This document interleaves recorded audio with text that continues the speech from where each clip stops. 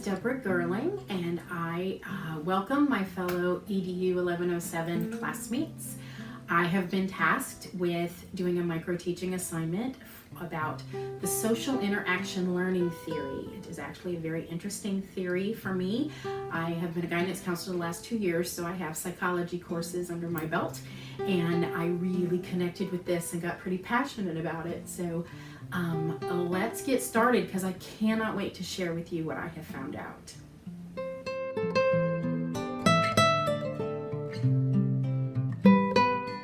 So the first thing I'd like to do is to cover just what we will be learning. We are going to learn what the social interaction learning theory is. We're then going to cover the principles and key terms of this theory, and then we're going to look at how to use it and give, I have specific examples actually for you to be used in the classroom. So before we get started, I want you to do a little exercise with me to kind of open our brains up to just, and hopefully give us some framework as to what this theory is. I want you to take a couple of seconds and think about characteristics that you have inherited from your parents or guardians, whoever you grew up with.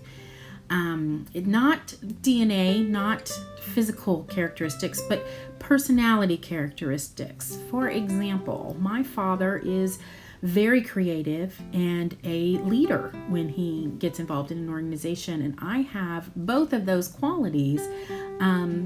And then my mother is a smart woman, very smart woman, and she loved math, and which was strange for women in her time. And she also is a really true blue friend, and I've inherited those characteristics from her. And so I'm sure there's negative characteristics that I have inherited as well, but those are the positive characteristics that I've inherited. Now here's the twist that I want you to hear. I'm not biologically related to my parents. I was adopted at 12 days old, and so I don't have their DNA in me. So everything that I have inherited from them characteristic-wise is not a physical inheritance. It is a learned inheritance, and that is the basis of the social interaction theory. So here it is. This is the definition of the social interaction learning theory. It is that we learn through our interactions and communications with others. Thus, a child's learning development is in many ways affected by culture, including culture of the family. Now, I know when I was doing some research on education a while back, it talked about how teaching really should be a dialogue, not a monologue, which goes against the traditional ways of teaching. And we're going to get into all of that.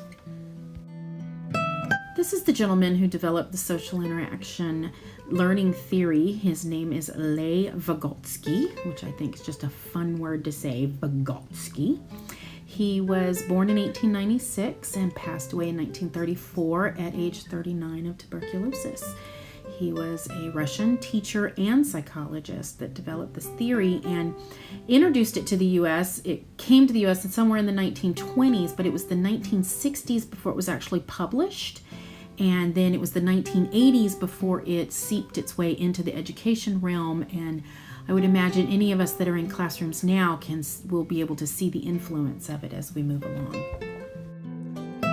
So getting into the principles of this theory, the first one is that cultures teach what to think and how to think. And this is important for us as teachers because culture is not just a child's heritage. If they come from a family with two parents or a single parent family, that's two different cultures and they're going to learn differently. The second is that a child learns through problem-solving experiences. So that traditional lecturing way of teaching is just not going to be beneficial. They're not truly going to learn it because they're not in the thick of it and learning how to do it for themselves. The third one brings us one of our first key terms, and that is more knowledgeable other. So this is a person that's interacting with the student. And here's the key to know about this. The more knowledgeable person or other does not have to be an adult. It can be a peer. It can be someone younger than them. We can learn from everyone. And so What they are doing, though, is they own the responsibility of the knowledge to begin with, and then they slowly transfer it until the student fully owns responsibility of the knowledge and has it on their own. The fourth principle is that language is the primary tool used in the teaching process. It is how the child learns, and it is what they use to learn with, and that's where the dialogue comes in. The fifth principle is that internalization relates to the process of learning. So in order for the student to learn this, they have to internalize it and be able to own it. It's part of that owning process, transferring responsibility. And now we get to the second key term I want us to know, and that is the zone of proximal development, the ZPD. And some of you who have done one of the prior quizzes, I forget which one, has heard of this, has seen this. And what this is the difference between what a child can do on their own and what they can do with help. And I have brought up a visual for you to be able to see just how this works. So in the arrow to the left is what the child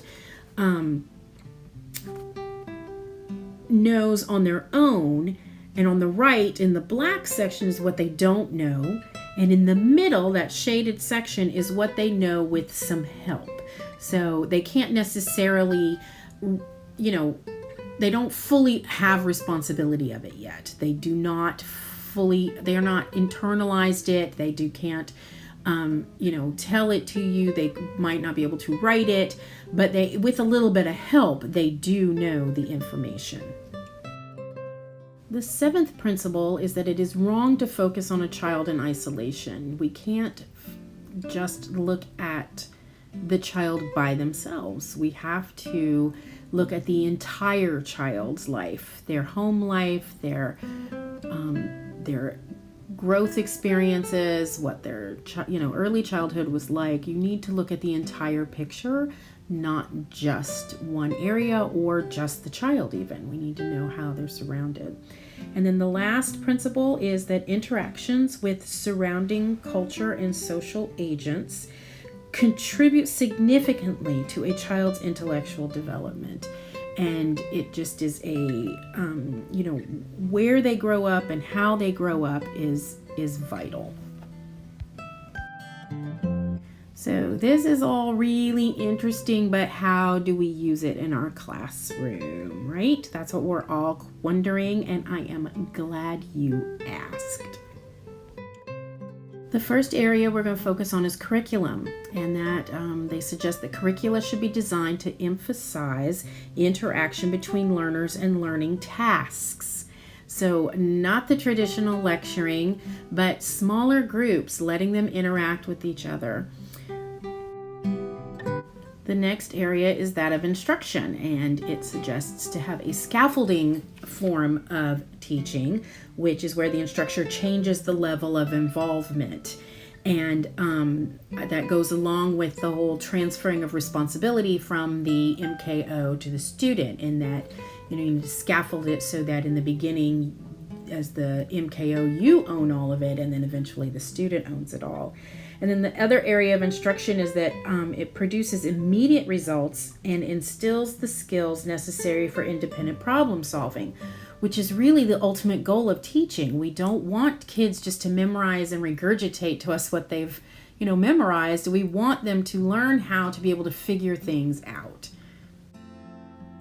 So as far as assessments go, this theory wants you to create assessments that target both the actual level where they can work by themselves and the potential level, that zone of proximal development that we talked about before. And this again is not a traditional assessment, but one that takes in account both of those. And here's where we're going to put legs onto what we have learned so far, and I'm going to share with you some examples I found online that will help in the classroom. So the first example is that of small group instruction, and anyone who's been in a classroom in recent times has probably seen this. It's a very popular strategy that teachers use right now, and that is grouping them in groups of 4 or 5 and not in the traditional rows or grids. Also under this, that's also being used in more recent times, is interactive learning centers, and they gave an example of a puzzle, because a puzzle is something that they have to work with a partner on and actually interact and communicate with in order to accomplish the task.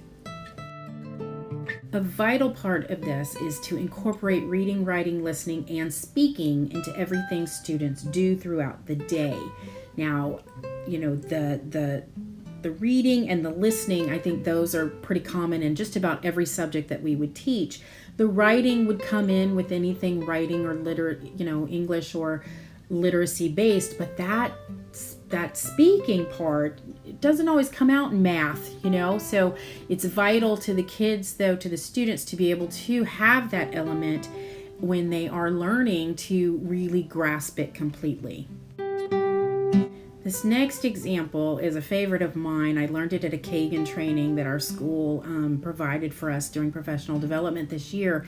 And it is have the students teach each other. And what they did is they paired up 2 students and they had a worksheet, and they folded the worksheet in half so that looking on one side, they saw half the problems. Looking on the other side, they had the other half of the problems. So they asked one student to do one half and one student the others. Or you could do where one student does the odds, one student does the evens. And then they would, once they had completed their part by themselves, then they came together and they taught each other and went over the questions together and reviewed each other's questions and graded each other's questions and really worked together to really have it sink in for them what they were working on.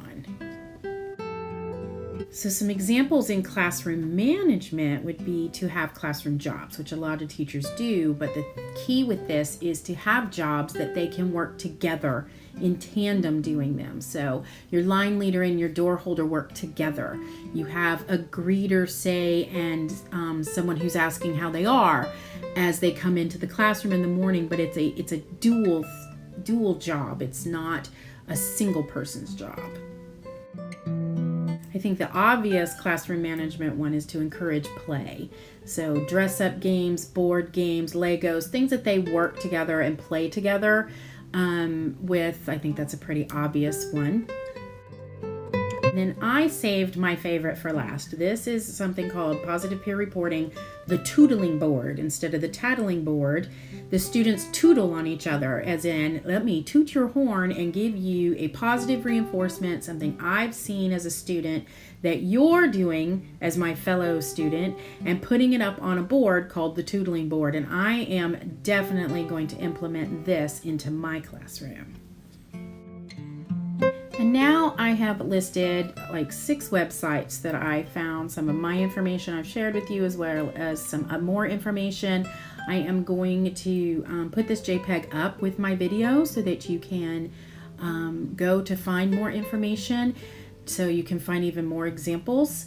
And also, just if you Google, examples of social interaction theories in the classroom, a lot comes up, so I'm excited to find out even more.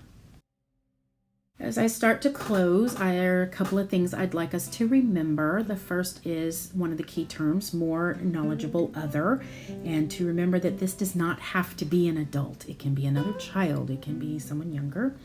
The other key term that I'd like us to remember is the zone of proximal development. This is the area between where you are without help and where you are with help. So it's a shaded area. Remember the visual that we saw. And then to remember that we learn through interactions and communication. Thus, culture is a large influence in the way a child learns. And again, not just our heritage, but also just the dynamics of our household as we have grown up. I have 2 requests at the end of my video. The first is that you would share one way you would use social interaction theory in your classroom. Just put it in the replies. And the other is that you would name the song that has been playing in the background and who wrote it. I just think a fun little way to know that we made it to the end of the video. Can't wait to watch yours, and I hope you guys are having a great day.